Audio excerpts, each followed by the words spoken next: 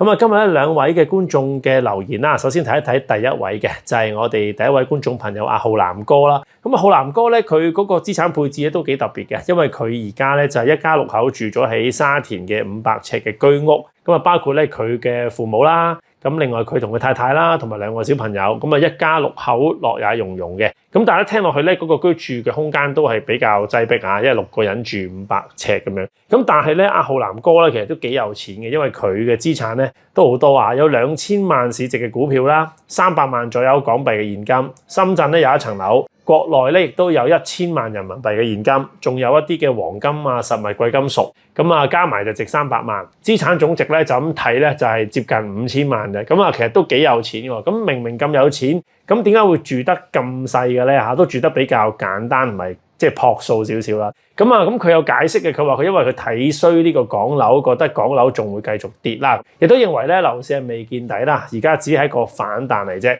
屋企人咧俾佢好大嘅壓力啊！覺得個空間唔係好夠啦，咁希望佢快啲買樓咁樣。咁佢亦都答應咗屋企人咧，2年之後2028年，就算個市係好係醜咧，都會照買嘅咁樣。咁浩南哥咧係兩家之主啊，佢同佢太太嗰邊咧都係靠佢一個人養晒㗎啦。屋企入邊咧有3個老人家，都係70歲以上。咁佢咧自己就做生意嘅，咁疫情嘅時候咧生意就好差啦。咁之後就 OK 翻，而家就賺得翻錢啦。咁長期嚟講咧，佢都係冇咩安全感嘅一個人嚟㗎，所以佢就唔係好敢供樓啦。咁成日都慳住咧，週末咧就會去呢個深圳平平地咁消費啦。咁而家咧嗰個主力消費點都係深圳㗎啦。咁佢諗緊咧就話，如果就算要買樓咧，佢都應該會買翻啲北區嘅屋苑自住，就方便佢北上咁嘅。咁佢嘅問題咧，主要係關於承造按揭嘅。咁呢個就比較簡單啲，因為佢雖然係出糧出俾自己6萬蚊個月啦，6萬蚊嘅人工咧，借貸能力有限啦。咁但係如果佢資產咁多咧，好似我哋上集都有講過啦，如果同銀行證明到你有咁多嘅資產咧，要借錢買樓就唔係咩太大問題。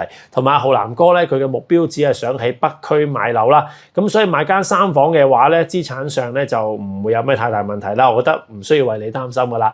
雖然啦，資深投資者阿 Alex 如果以佢嘅角度嚟講咧，佢就唔會買北區嘅。咁但係如果你真係買間屋用嚟自住嘅，都有好多嘅因素。咁可能係你由細到大喺度長大啦，可能你鄰舍關係啦，或者小朋友喺度讀書啊，咁樣唔想搬咧，咁呢啲就唔會用投資角度去睇啦。所以如果要買北區係自住咧，咁我哋都唔會特別俾咩嘅意見啦。咁浩南哥準備2028年買樓嘅。咁 Alex 提一提啦，就話因為而家個市就回升緊嘅，所以如果你等到2028年咧，你買翻嗰啲市區熱門盤嘅話，即係到時突然間心意轉變啊，想買市區熱門盤要抗跌嘅話咧，就要小心嗰陣時可能摸頂。